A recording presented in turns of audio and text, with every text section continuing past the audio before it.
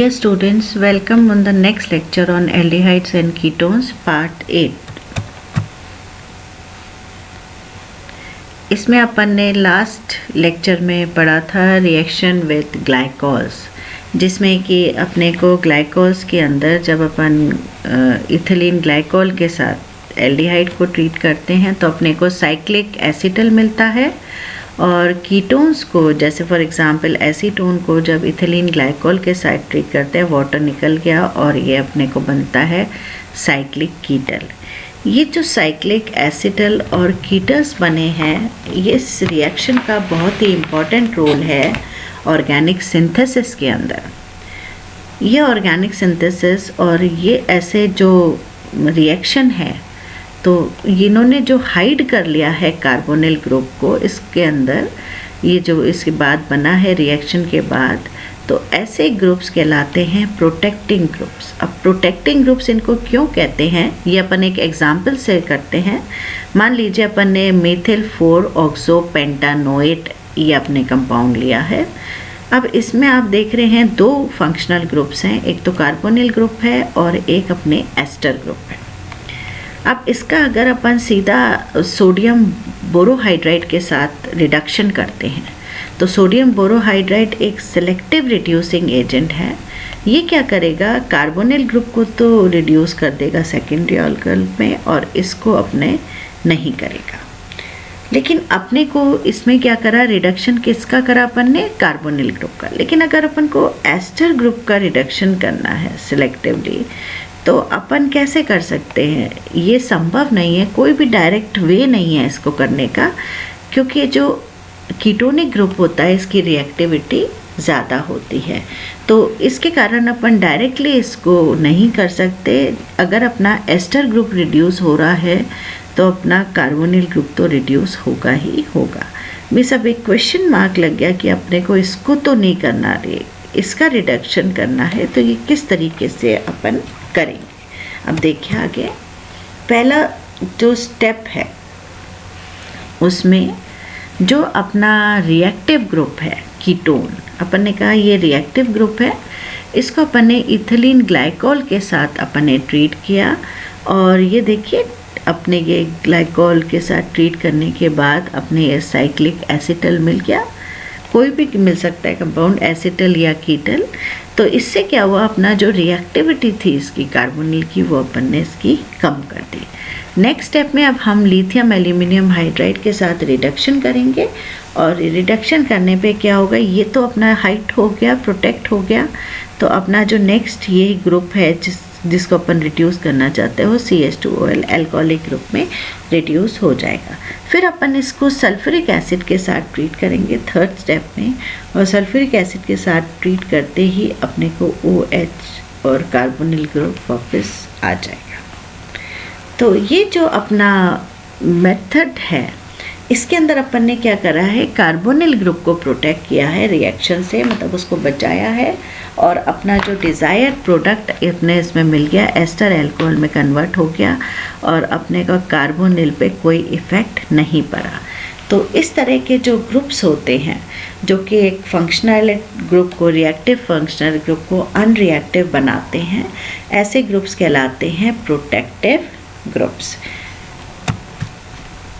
अब फीचर्स देखिए protecting group के, हर किसी को अपन प्रोटेक्टिंग ग्रुप की तरह से इस्तेमाल नहीं कर सकते, तो कुछ उसके इम्पॉर्टेंट पॉइंट्स हैं, अगर वो फुलफ़िल करते हैं तो वो प्रोटेक्टिंग ग्रुप की तरह से काम में कर सकते हैं। सबसे पहला इम्पॉर्टेंट पॉइंट है, the protective group should be is readily introduced by selective reaction and the initial stage.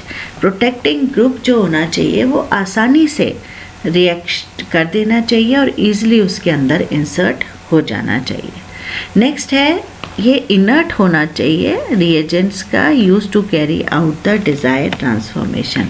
जो हमें ट्रांसफॉर्मेशन करनी है उसमें इसका कोई रोल नहीं होना चाहिए, इनएक्टिव होना चाहिए या इनर्ट होना चाहिए।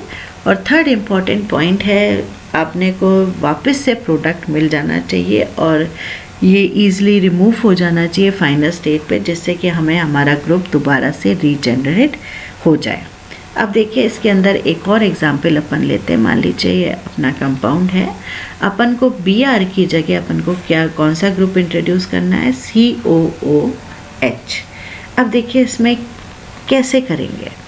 सबसे पहले देखिए अब इसके अंदर आपके Br ग्रुप भी है और वही कीटोनिक ग्रुप है, तो अपने को कीटोनिक ग्रुप को पहले अपने को इसकी प्रोटेक्शन करनी पड़ेगी। इथेनिल ग्लाइकोल से ट्रीट करके अपन साइक्लिक कीटन बना देंगे और इस तरीके से फिर अपन इसको मैग्नीशियम ईथर के प्रेजेंस में रिएक्ट करेंगे तो Br में आ जाएगा CH2MgBr। और उसके बाद अब आगे देखिए इसके अंदर अपन को कार्बन डाइऑक्साइड और वाटर से ट्रीट करेंगे तो अपने को जो MgBr है इसकी जगह आ जाएगा CH2COOH। आपके COH ग्रुप इंट्रोड्यूस हो जाएगा जिसे अपन डाइल्यूट सल्फ्यूरिक एसिड के साथ ट्रीट करेंगे तो ये अपना जो प्रोटेक्टिंग ग्रुप है ये रीजनरेट हो जाएगा और अपने को कार्बोनिल ग्रुप इसमें से मिल जाएगा। तो इस तरीके से अपन ने CH2Br जो ग्रुप है इसको COH में कन्वर्ट कर दिया और कार्बोनिल ग्रुप अपना एज सच रह गया। तो ये अपना जो साइक्लिक कीटल है ये प्रोटेक्टिव ग्रुप का काम करा और अपने को फर्स्ट स्टेज में अपन ने इसको प्रोटेक्ट कर लिया इजी रिएक्शन से। सेकंड स्टेज पर एक्चुअल जो केमिकल रिएक्शन हुआ वो हुआ और थर्ड स्टेप पर ये जो अपना रिएक्शन है इसमें जो प्रोटेक्टिव ग्रुप है उसको रिमूव करने के लिए अपन इसका माइल्ड डाइल्यूट सल्फ्यूरिक एसिड के साथ ट्रीट करेंगे और रीजनरेट कर लेंगे। नेक्स्ट जो रिएक्शन है addition of ammonia derivatives. Ammonia के डेरिवेटिव्स जो हैं हमने इसे NH2G से रिप्रेजेंट किया है कि अमोनिया का एक H G से रिप्रेजेंट हो गया। तो देखिए कार्बोनिल ग्रुप में जो रिएक्टेंट है इसमें सारे अमोनिया डेरिवेटिव्स जो लेंगे उसमें नाइट्रोजन पर एक लोन पेयर प्रेजेंट होगा और इस तरीके से न्यूक्लियोफिलिक एडिशन होगा OH NUG और NHG और फिर इसका हाइड्रोलिसिस करेंगे तो अपने को डबल बॉन्ड इसमें आ जाएगा C डबल बॉन्ड N और G। इसमें कई सारे अपन जो जो ग्रुप है इसके अंदर उसमें अलग अलग फंक्शनैलिटीज़ जुड़ेगी और सारे अमोनिया के डेरिवेटिव्स ये कहलाएंगे। सबसे पहले अगर अपन OH लगा देते हैं तो जो रिएक्टेंट बनेगा NH2OH उसे अपन कहते हैं हाइड्रोक्सिल अमीन और जो प्रोडक्ट बनेगा ऑक्सिन बनेगा। ये जो C डबल बॉन्ड NG ये अपना बनेगा ऑक्सिन।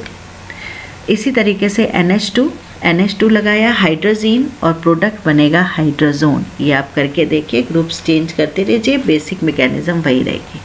फिनाइल हाइड्रोजीन ले लीजिए जिसे अपन ब्रेडीज रिएजेंट कहते हैं, उससे अपने को फिनाइल हाइड्रोजोन प्राप्त होगा। इसी तरीके से 2,4 डाइनाइट्रो फिनाइल हाइड्रोजीन को जब अपन ट्रीट करेंगे तो अपने को 2,4 डाइनाइट्रो फिनाइल हाइड्रोजोन प्राप्त होगा। नेक्स्ट रिएक्शन है NH2CO NH2 सेमी कार्बोजाइड के साथ जब अपन इसको रिएक्ट करेंगे वाटर निकल जाएगा और सेमी कार्बोजोन प्राप्त होगा। तो ये अपने टेबुलर फॉर्म में मैंने सारे अमोनिया के डेरिवेटिव्स लिख दिए हैं और रिएक्टेंट लिख दिया है और उसका फाइनल प्रोडक्ट लिख दिया है। अपना मैकेनिज्म पोर्शन जो है वो देख लीजिए अब इसकी।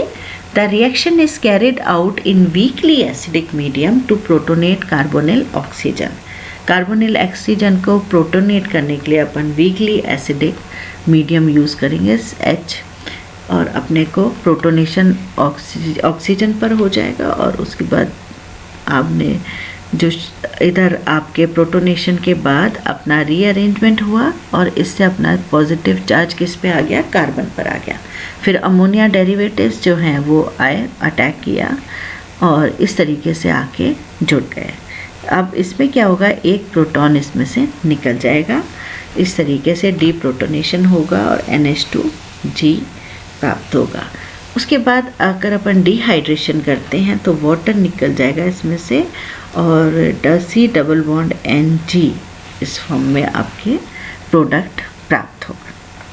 नेक्स्ट रिएक्शन है कंडेंसेशन विद अमोनिया। अब इसके साथ जो अमोनिया के साथ है डिफरेंट कार्बोनिल कंपाउंड्स रिएक्ट करते हैं और अलग अलग प्रोडक्ट देते हैं। तो सबसे पहले देखिए फॉर्मेल्डिहाइड अमोनिया के साथ अभिक्रिया करता है और यूरोट्रोपिन का निर्माण करता है। यूरोट्रोपिन को अपन कहते हैं हेक्सामिथिलीन ट्राइअमीन टेट्राअमीन। हेक्सामिथिलीन टेट्राअमीन आपको प्राप्त होता है। अब देखिए किस तरीके से इसमें रिएक्शन होती है। फॉर्मेल्डिहाइड पहले अमोनिया के साथ रिएक्ट करता है अपने, और CH2OH NH2 एडिशन हुआ सिंपल, और फिर इसमें से अपने वाटर रिमूव हो जाता है और इमीन CH211NH इमीन अपन को प्राप्त होता है। ये जो इमीन के मॉलिक्यूल्स होते हैं ये अपने 3 मॉलिक्यूल्स इस तरीके से अरेंज होने के बाद CH2NH CH2NH इस तरीके से ये ट्राइमराइज होके एक साइक्लिक संरचना का निर्माण करते हैं। अब इसमें क्या होता है, 3 मॉलिक्यूल्स फॉर्मेल्डिहाइड के अपन ने पहले देखा है, देखिए 6 मॉलिक्यूल्स फॉर्मेल्डिहाइड के और 4 मॉलिक्यूल्स अमोनिया के रिएक्ट कर रहे हैं। तो अपने 6 मॉलिक्यूल्स हैं, अपने 3 इसमें ले लिए और 3 लेने के बाद CH2OH कीटोन, अपने जो कीटोन कार्बोनिल कंपाउंड के साथ ट्रीट करा और अपने 6 जगह ये जुड़ जाएगा CH2OH 1, 2 और 3। इसके बाद इसमें से डिहाइड्रेशन होगा, वाटर बाहर निकलेगा और अमोनिया फिर एक मॉलिक्यूल और करेगा अमोनिया का, अपना एक ही करा हुआ है अभी मॉलिक्यूल का, तो एक अमोनिया मॉलिक्यूल और रिएक्ट करेगा और अपने को मिल जाएगा देखिए CH2N CH2N NN CH2 CH2 CH2 CH2N CH2N। इस तरीके से अपने को जो प्रोडक्ट मिलेगा इसे अपन कहते हैं हेक्सामिथिलीन टेट्राअमीन या यूरोट्रोपिन। नेक्स्ट रिएक्शन है एसिटाल्डिहाइड के साथ। एसिटाल्डिहाइड के साथ अपने रिएक्शन करता है, अब एसिड रिएक्शन हुआ और इसमें एसिटाल्डिहाइड अमोनिया मिलता है। सबसे पहले एसिटाल्डिहाइड अमोनिया, फिर इसमें डिहाइड्रेशन होता है और एसिटाल्डिमीन प्राप्त होता है। एसिटाल्डिमीन, अब देखिए CH3CHO ये CH, तो सबसे पहले तो होगा एसिड अपने साथ इमीन का फॉर्मेशन होगा एसिटाल्डिमीन, देखिए अपना CH3CHOH NH2। अब इसमें आपके वाटर मॉलिक्यूल निकलेगा एसिटाल्डिहाइड अमोनिया से और एसिटाल्डिमीन प्राप्त होगा। इसी तरीके से 3 मॉलिक्यूल्स एसिटाल्डिमीन के रिएक्ट करके ट्राइमराइजेशन रिएक्शन होती है और इस तरीके से ये सैचुरेटेड साइक्लिक संरचना बनती है। और इसमें देखिए रिएक्शन में 1 2 3 4 5 6 2 4 6 ट्राइमिथिल हेक्साहाइड्रो 135 ट्राइअजीन प्राप्त होता है। तो ये प्रोडक्ट बना एसिटाल्डिहाइड के साथ। फॉर्मेल्डिहाइड के साथ बना था यूरोट्रोपिन।